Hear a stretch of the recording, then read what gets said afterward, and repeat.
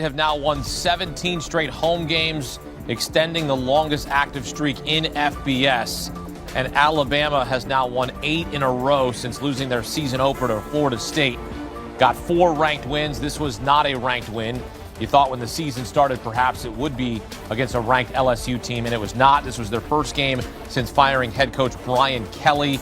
Garrett Nussmeier was benched at one point in this game. Ty Simpson and the Tide get it done. Ty Simpson 21-35, 277, 1 touchdown. Daniel Hill gets a rushing touchdown, and Alabama wins it 20-9. The LSU Tigers did not score a touchdown in this game, and that's just disappointing. They were trying to play for the interim coach, Coach Wilson, and it's Alabama who rolls at home. Back here in studio, Richard Johnson, Cardale Jones. Cardale, look, Alabama's just taking care of business here. They're at home where they have won 17 in a row. What did you see from Alabama? What's your takeaway from this game? You know what, they picked up right where they left off coming out the bye week. They had a very impressive stretch of winning 4 straight games versus 4 straight ranked opponents. And today was no difference. I know we all expected this game to be a ranked, potentially top 10 game, but Alabama's doing what they do, right? It doesn't matter who they play, going out there putting their best foot forward. Didn't have their best rushing performance today, but Ty Simpson is showing why he should be considered in these Heisman talks. As I talked before the show, before the game, and he put on a nice performance, efficient, protected the football, and got it one in the end zone with Ryan Williams. Cardale, Alabama's run game does leave a lot to be desired. I think that may come to bite them in January, but those are January problems because they do look destined for the college football playoff right now if they keep on this track of winning ball games. Obviously, they're top 4 seed if the playoff was to be played tomorrow. I thought that Bama came in here and handled business, and that was important. One of the things that Bama doesn't do under Kalen DeBoer is they don't mess around in a spot like this, where they have 2 weeks to prepare for a big-time opponent at home. They don't really mess around. It's when they stub their toe that's the problem. For instance, like a Vanderbilt last year where they're a favorite and they should be able to win. And so they handle business. LSU's defense is never really the problem. LSU's defense is going to pose a challenge, and they did today to Alabama. But at the end of the day, LSU can't score. They pull Garrett Nussmeier from Michael Van Buren in the second half to try to get a spark, try to get something, but it didn't really work. And in the end, Alabama pulled away. Yeah, you mess around, you find out. So you don't mess around, you can win games, right? You take care of business. Look, Garrett Nussmeier being pulled in this game, what was your reaction to that? Like, this was a kid after last season, we were talking about going in the top 10 in the NFL draft. He comes back to LSU, and it has been a disappointing season for this young man. Yeah, disappointment to say the least. I'm just watching that game. There's so many emotions because he was a guy that coming into the season I had as a potential Heisman front runner coming into the season. Then with all the experience under his belt, I had him projected for his preseason All-American as well. Clearly not living up to those expectations as us as the media or the LSU nation has put upon him. And I guarantee you, being a coach's kid, he's not living up. He knows he's not living up to the expectation he has for himself. It's just sad to see all around. LSU is one of the teams that's coming into this season that was a potential national championship contender with all the weapons they had returning, and so far haven't been living up to the hype. Hit on the defensive transfers, did LSU? Missed on a lot of the offensive transfers. Mainly on the offensive line is one of the main reasons why Garrett Nussmeier is not able to get the best out of his game, why that offense has not been cohesive. They've struggled to run the ball as well, and why LSU is not going to get where they want to go. I mean, bowl eligibility right now is at least in flux here coming home. They still got Oklahoma on this slate as well, Arkansas as well coming home. We'll see if LSU is actually going to make the postseason. Well, Alabama will probably remain at 4 in the next college football playoff rankings when they come out on Tuesday. Had they not lost to Florida State, we would be talking about number 1 Alabama. There's no question about it.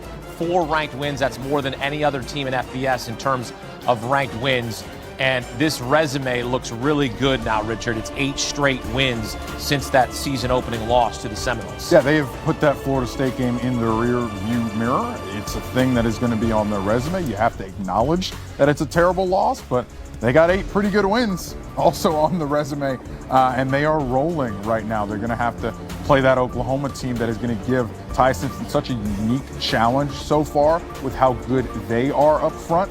Alabama has not played a team that's as good up front as Oklahoma is yet this season, and we saw what Oklahoma's defense can do to this Alabama team, what they did last year against the Crimson Tide. So we'll see how that goes when the Tide and the Sooners match up. How do they stack up? You got John Mateer, you got Ty Simpson. I mean, this is going to be a massive game next week. Yeah, interesting matchup to say the least. You talk about the game last year when Jayden was the quarterback. This is a completely different Alabama offense with Ty Simpson leading the charge. What is a pass first, and then clearly we saw some design quarterback runs. Ty Simpson was a dual threat quarterback coming out of high school, so he has the ability to run. Now, I'm not saying he's a Jalen Milroe at any means, but I think the Sooners defense will give this Alabama offense a struggle and kind of some looks they haven't seen before. We saw what the Sooners defense did to a high-power, high-flying Tennessee offense last week. And I think they can be posed, especially on that pass rush, so that front seven can really get at the Alabama.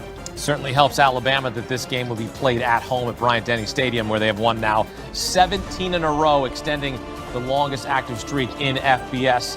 Alabama with 8 straight wins since that season-opening loss to Florida State, and another streak at home versus unranked teams for Alabama. 85 straight home wins against unranked teams, longest streak in the past 30 years. If you come into Tuscaloosa and you are unranked and you don't have a little number next to your name, you're probably leaving town with a loss. That's how good Alabama is at home against unranked teams. They don't mess around. You heard what Richard said. They don't mess around on this night, and they get another win as they improve to now 8-1. When we return, we've got CBS Sports College Football Insider Richard Johnson. Let's start with the teams who disappointed. Virginia projected to be in the playoff, not anymore. Lost to Wake Forest. Virginia starting quarterback Chandler Morris knocked out of the game after taking a big hit. Cavaliers had 3 fumbles in this game. Consider they had 0 in the first 9 games. And then Louisville, who stood to benefit the most from the Virginia loss, lost to Cal in overtime. Cardinals were without their leading rusher, Isaac Brown, in this game because of a leg injury. Richard, overall a tough day for 2 ACC teams that were in the mix for a playoff spot. Well, they were only in the mix because they were in the pole position to make the ACC championship game. Remember, the committee told you a very clear thing about where Virginia and Louisville were both ranked in the initial college football playoff rankings at 14 and 15. Then you've got Georgia Tech at 17, Miami at 18. They were telling you that that league was going to be a one-bid league, and it was going to be the champion of that league probably going in as an 11 seed. Well, now the 2 teams kind of in pole position there in the mix there to make the conference championship game are now on the rocks because of what happened. Virginia had been playing with Fire Cardell all season, right? They come like as close as physically possible to losing to North Carolina a couple weeks ago in overtime. And Hakeem just made a good point. The fumble luck caught up with them in this game. The way that oblong ball bounced out of their favor tonight. Yeah, you look at this team right now, and I agree. The ACC as a whole is the biggest loser of tonight because now you pretty much wipe off the consideration of having multiple teams having a bid for the college football playoffs, and that starts to have those conversations. I know we're going to get into a little bit later, but about a 10-2 or potentially a 9-3 team from an SEC, potentially a Big Ten. You look at USC down the road if they can do some things in their schedule to sneak in over a potential 2-loss ACC team because the way how things have humbled during this last part of the season. It's tough for Virginia, it's tough for Louisville because now they don't control their own destiny. That's absolutely right. And now you leave it up to the committee to project who's going to be in. But at the end of the day, it's whoever gets to the ACC championship, the winner will potentially get in, right? I mean, we talked about this in the green room. If there's a winner from the ACC championship, there might not be good enough to get in. There's a scenario there. Well, the ACC champion will get in on autopilot. Right. Now, they'll get in as the 11 seed, and they'll be 1 seed higher than the group of 5 champion, the 5th highest ranked conference champion. So they'll get in, but they get in by rule only. They would not get in as an at-large. Would not get in as an at-large. So it's almost like a default. Clear. It's like a default. Yeah, that's clear. I mean, it's clear. Clemson wouldn't have gotten in the college football playoff last year had they not have beaten SMU in that championship game and stolen a bid. I don't think you got to worry about it this year. Doesn't matter who steals what bid or what have you. 1 ACC team gets in the college football playoff this year. Well, we know that the Big 12 also is potentially a 1-bid conference, and BYU entered the day projected to be in the playoff. Their chances took a hit, losing to Texas Tech. It was the Cougars' first loss of the season. Richard, is this still a playoff team, BYU? probably have to win the league, which means they absolutely have to win out. Yep. I don't know if they can get in as an at-large, but Cardell, when we were talking about it during the night games, Utah may not go to the Big 12 championship game because they have lost to both of the two teams that played today. They lost to BYU and they lost to Texas Tech. Texas Tech and BYU may very well rematch in the Big 12 championship game. And then you've got Utah sitting there in the initial college football playoff rankings, ranked 13, just kind of sitting, chilling, waiting for the chips to fall. And they'll see that they may miss out on the Big 12 championship, but be able to sneak in the back door, the college football playoff, if they continue to win.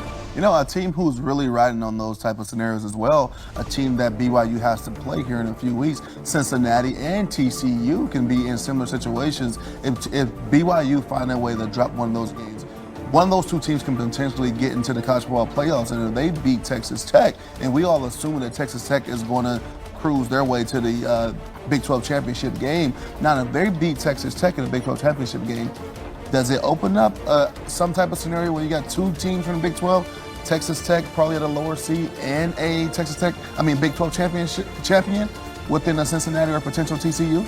I think Texas Tech probably has to win out to get in as well. Probably has to win out and get in as the Big 12 champion. Texas Tech may have a shot if they lose in the Big 12 championship game, but I do think they have to get there. But basically, we're saying the college football playoffs is one ACC, one Big 12, one Group of 5, and the rest Big 10 and Tuesday night, you weren't on the show with us Tuesday night. We were talking about drive for 5 with the SEC, right? The SEC to get 5 teams in potentially. It's tough. It's tough when you're in the ACC and the Big 12 right now, when you see the Big 10 and you see the SEC dominating. And we could have been talking about Indiana as a big loser today. Instead, we talk about them as a big winner with a championship caliber drive. Less than 2 minutes to go, down 4 against Penn State. Fernando Mendoza drives the Hoosiers down the field, caps it with a touchdown pass to Omar Cooper Jr., who made one of the best plays you'll ever see. Mendoza 5 for 8 for 87 yards on that last drive. Cardale, what'd you see from Mendoza and the Hoosiers on that final drive? Heisman moment. Yep. This is what great teams is made of. They struggled. They went back and forth all day with Penn State. Penn State is still a prideful team and playing for a lot right now, and definitely trying to salvage their season and still looking for their first conference win. But at the end of the day, these guys were recruited on the same level as the Ohio States, the Oregons, the Michigans, the Indianas. So they still have a lot of playmakers on that side in that locker room, and it showed today. Penn State was literally probably less than an inch away from pulling off the upset. Yeah, Penn State's got Sunday players. It has not gone very well for Penn State this season. We all understand it. It's a lost season for them. But like Cardale said, they still got great players on that team with a great plan. You can come out and you can almost shock the world. At the end of the day, if you're Indiana and you're going to make a run in the college football playoff, you are going to have a day like this. You're going to have a day where you don't have your best, and that team on the other side has their best, and they're giving you their best shot, and Indiana has to find a way to win. It doesn't matter, gritty, not pretty, come out with the dub, and that's what Indiana did today. Yeah, I also like the fact that Kurt Cignetti just kind of single-handedly shut down sideline interviews as well. He didn't want to have anything to do with those. He was just like, we need to take care of business right here. I'm not concerned at all. I'm about attacking right now. Yeah, for sure. If you look at that, Richard made a great point about getting into these battles and getting into these situations earlier versus later. Now, this is going to be an opportunity for Indiana to look at themselves and do some self-evaluation, some self-scouting, and really put themselves through the ringer because they